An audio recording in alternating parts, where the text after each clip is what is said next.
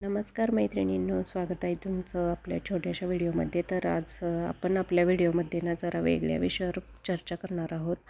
तर कित्येक वेळेस ना काय होतं की आपण आपल्या आजूबाजूला बघतो ना, तर काही मैत्रिणींना खूपच असा मानसिक त्रास असतो आणि मग येतो आपल्या मनातही कधी असा विचार की कसं आयुष्य काढत असेल ना ही अशा व्यक्तीसोबत.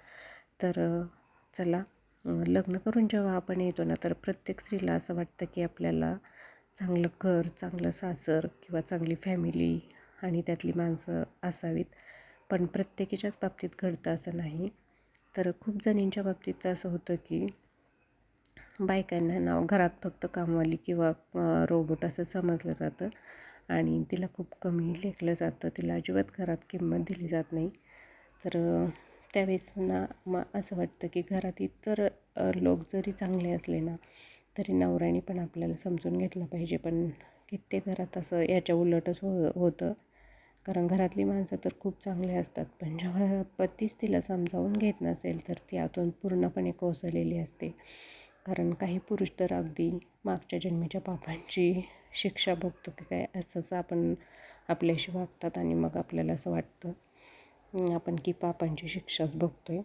कारण खूप पुरुष ना खूप अशी विकृत स्वभावाची पण असतात. खूप मानसिक छळ, त्रास, शारीरिक मारहाण, शिवीगाळ, धमक्या अशा खूप गोष्टी ला तोंड द्यावं लागतं मैत्रिणींना.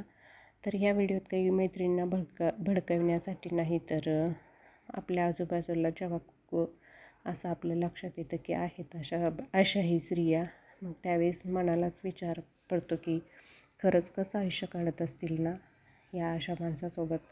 कारण हा प्रवास काही एक दिवसाचा किंवा 2 दिवसाचा नसतो, तर कित्येक वर्षांचा असतो. आणि मग अशा वेळेस वाटतं की किती मुश्किल असेल अशा माणसासोबत आयुष्य काढणं. कारण कित्येक वेळेस सततची चिडचिड आपल्या मनावर खोलवर जखमा करून जाते. मग अशा वेळी स्त्रिया घरात किंवा मुलांसमोर वाद नको म्हणून शांत राहून घेतात. आणि मग म्हणून मला असं वाटतं की प्रत्येक स्त्रीने असं स्वावलंबी बनावं आणि स्वतः तरी आर्थिकदृष्ट्या तरी स्वावलंबी असावं असं मला वाटतं. कारण खूप सगळ्या गोष्टींना फेस करावं लागतं. आणि मग अशा अशा मैत्रिणींची ना खूप कीव पण येते आणि वाईटही वाटतं त्यांच्यासाठी. पण आपण काही करू शकत नसतो त्यावेळेस त्यांच्यासाठी. आणि म्हणून आजच्या विषयावर मला हे बोलावंसं वाटतं. कारण माझ्या आसपास असे बरेचसे उदाहरणं मी बघते आहे, पण काही आपल्याला करता येत नसतं. आणि म्हणून मी आजचा व्हिडिओ बनवत आहे. तर व्हिडिओ आवडल्यास लाईक, शेअर आणि सबस्क्राईब करा.